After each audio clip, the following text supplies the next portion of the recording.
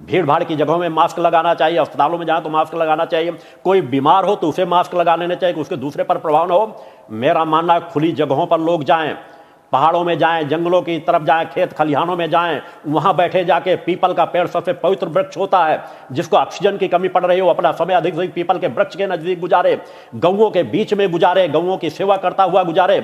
उसकी आत्मचेतना जागृत होगी, उसकी प्राण शक्ति जागृत होगी, उसके ऑक्सीजन की स्थिति मजबूत होगी।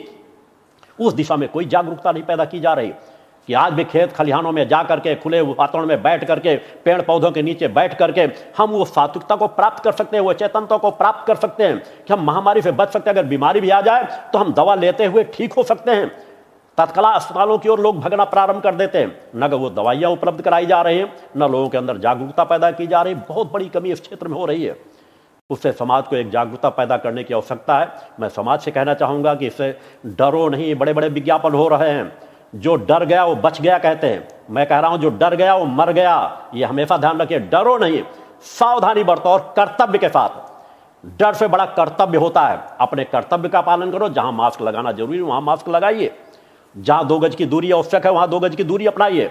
मगर हर जगह आवश्यक नहीं कि घर के अंदर आप बैठो तब भी आप मास्क लगाए बैठे हो, गाड़ी के अंदर जा रहे हो तब भी आप मास्क लगाए बैठे हो, किसी खुले वातावरण बाग बगीचे के पास हो तब भी मास्क लगाए बैठे हो।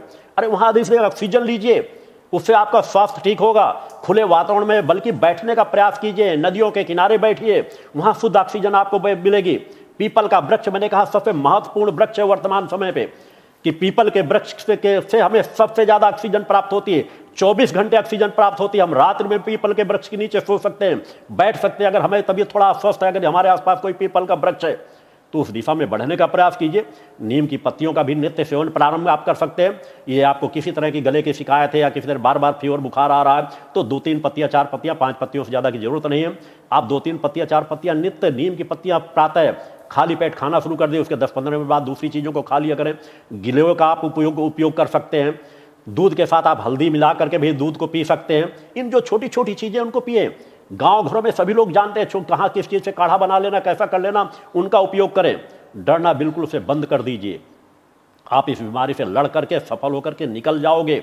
अगर डरोगे तो डर आपके अंदर के शरीर की रक्षात्मक प्रणाली को कमजोर कर देता है। उससे ऊपर उठो। मैं भक्ति मानव कल्याण संगठन से जुड़े कार्यकर्ताओं से को भी, अपनी तीनों धाराओं से जुड़े कार्यकर्ताओं से भी अपेक्षा ही करता हूं कि अपने घर में शुद्धता, सात्विकता, पवित्रता के वातावरण को और गति दें।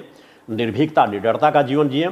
कोरोना की इन परिस्थिति में आप शासन प्रशासन की क्या मदद कर सकते हैं, उसके लिए साथ अपने आप को हमेशा तैयार रखें। आगे की विषम परिस्थितियों के लिए अगर आवश्यकता पड़े तो हम किस तरह किन क्षेत्रों में मदद कर सकते हैं। सरकार द्वारा कोई भी नियम लागू कर दिया जाए तो उसका